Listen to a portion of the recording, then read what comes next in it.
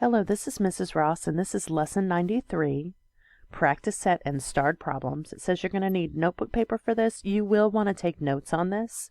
We are working through two-step equations, and let me show you what that means.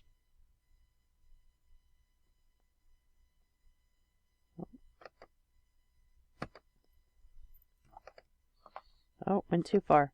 There we go. So these are two-step equations where it's going to take us 2 steps to solve for the problem. And keep in mind that when we do these, let me see if I can find my cursor. There it is. The two-step equations, it's reverse PEMDAS. So when we're doing order of operations, we go in this order, and when we are solving, we go in SAD-MIP order. We subtract and add first, and then we divide and multiply, and then do exponents in parentheses. So let's see what this looks like. So the whole goal is to try and get x by itself. We want x equals. That's what we're trying to do. So we have to take everything away from x so that we can get x by itself. And one of the first things we're doing is we're subtracting 15. So to get rid of 15, I'm going to have to add 15 to both sides of the equal sign. Okay, and when I do that, negative 15 plus 15 is 0. So my 8x is going to come down. My equal sign is going to come down.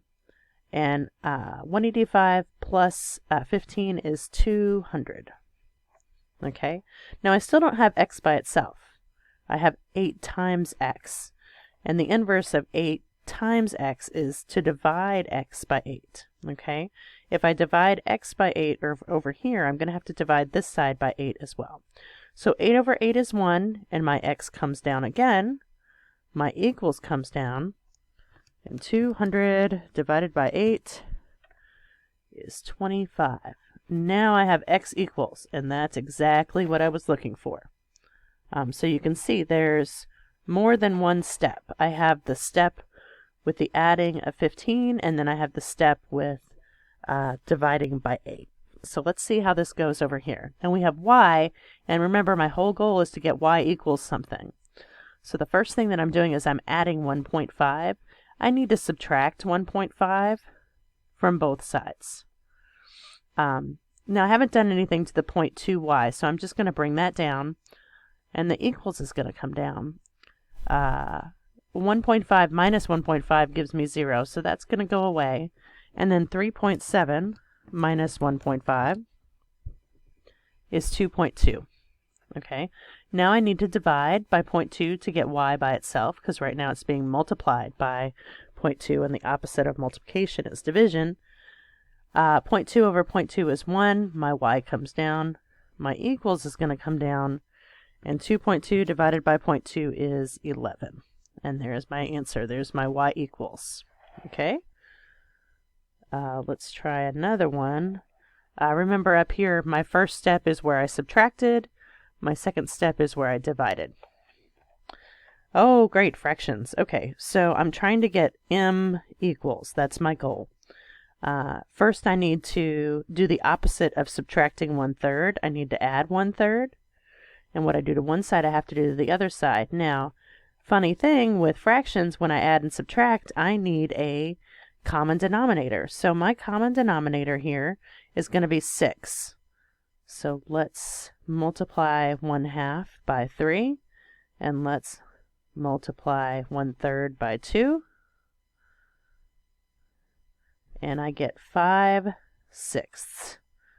So my equals is going to come down, and 3/4 m is going to come down. So I have 3/4 m is equal to 5/6. Now I have to multiply by the reciprocal.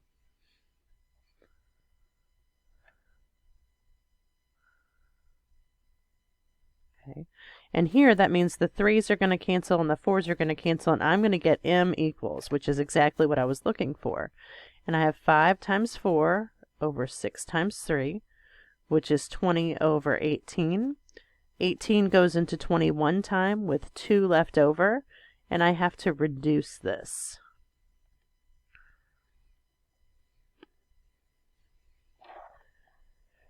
And that's my answer. M equals 1 1/9. Now keep in mind my first step here was to add 1/3. My second step was to multiply by the reciprocal. And let's see if I have room to do D over here. So I'm adding 3 1/4. I want to get n is equal to something. So I'm adding 3 1/2, not 3 1/4. I'm sorry. So I'm subtracting to get rid of it on this side. What I do to that side, I have to do to this side. This is going to go away. I end up with 1 1/2 n is equal to, let's go ahead and borrow here. So 13 and 2/2, which gives me 1/2 and 10. And I'm going to take this over here so we have plenty of room. Now I have to popcorn each one of these. So 2 times 1 is 2, plus 1 is 3. 2 times 10 is 20, plus 1 is 21. And then I'm going to multiply by the reciprocal. Oh, that's 2. That's 3. So this is 2 and this is 3. This cancels. N comes down. My equals comes down. My 2's are going to cancel. 21/3 is 7. So you can see, even though it's kind of all over the place, that the first thing I did was subtract 3 1/2, and then the second thing I did after I popcorn was multiply by the reciprocal. Okay, here's a couple more. And my goal is to get this p is equal to something. So I'm adding 36. I have to do the opposite of adding and subtract 36. So the 36 goes away. The negative 6p and the equals come down. 12 minus 36 is a negative 24. Okay, then I have to divide. Right now I'm multiplying by negative 6. I need to divide by negative 6. That gives me p is equal to positive 4.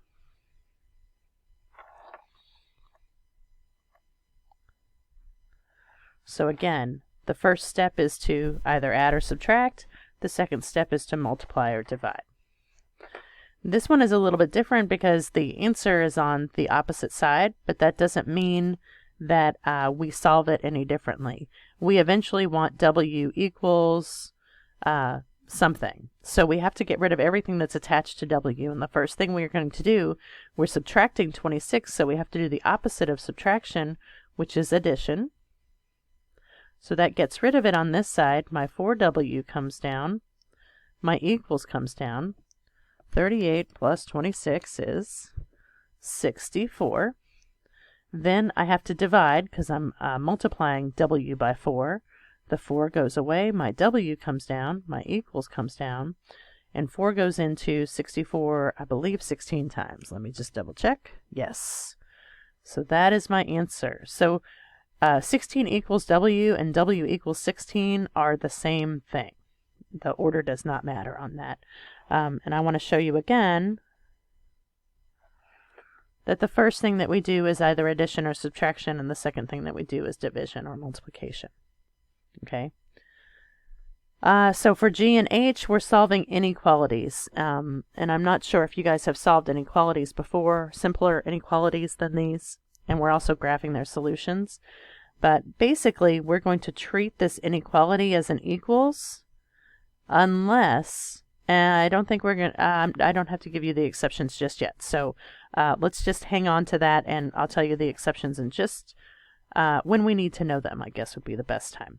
So we're going to pretend it's an equals for right now. And again, the very first thing we do is we subtract 5 because we're trying to get x equals something. The 2x comes down. This just comes down the way that it is. And this is negative 4. And then we divide by 2, divide by 2. I get x is greater than or equal to negative 4 divided by positive 2 is negative 2. And then it wants me to graph this. Okay, so negative 2 is here, and it has the equal sign. And then this arrow shows me what direction it needs to go. So that's what that needs to look like. Okay, on this side, Same thing. Right now we're subtracting 5, so we need to add 5 to get rid of it. And whatever we do to one side, we do to the other side. So this goes away. My 2x comes down. I'm just going to bring this down. 1 plus 5 is 6. Divide by 2 to get the x by itself. X is less than 3. So now I need to graph that. Since it doesn't have that equals, this is going to be open. And then this arrow shows me what way it should go. So this goes this direction.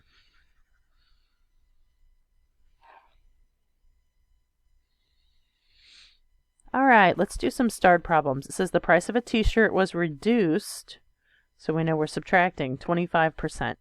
If the original price was $24, what was the sale price? And then we have the price of a backpack was reduced, subtraction, by 25% if the sale price. So see the difference here? In A, the original price is $24. In B, the sale price is $24. So you have to make sure you know what you're solving for. So let's go ahead and do A. We're going to do a ratio box. And in this ratio box, we're going to do original, change, new. So whenever we do an original, change, new ratio box, the 100% goes to the top, since it's not the total.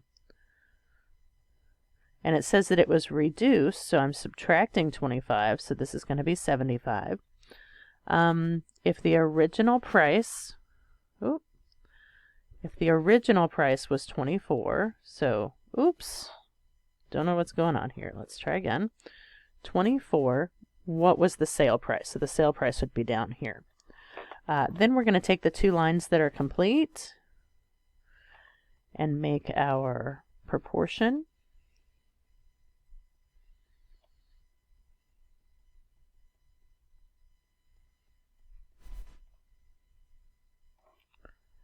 Um, 100x is equal to 24 times 75, which is 1800. And then I divide by 100. I'm kind of running into the next problem. So x is going to be equal to $18. That's the sale price. Okay. Let me grab a different color. Actually, let me go ahead and erase, because we don't have room for... Yeah, I'll just erase that much. Hopefully you can go back and get what you need. So B, we're going to draw our ratio box. Same thing, original, change, new. My original is 100. My change is that I subtracted by 25%. And my new is 75%.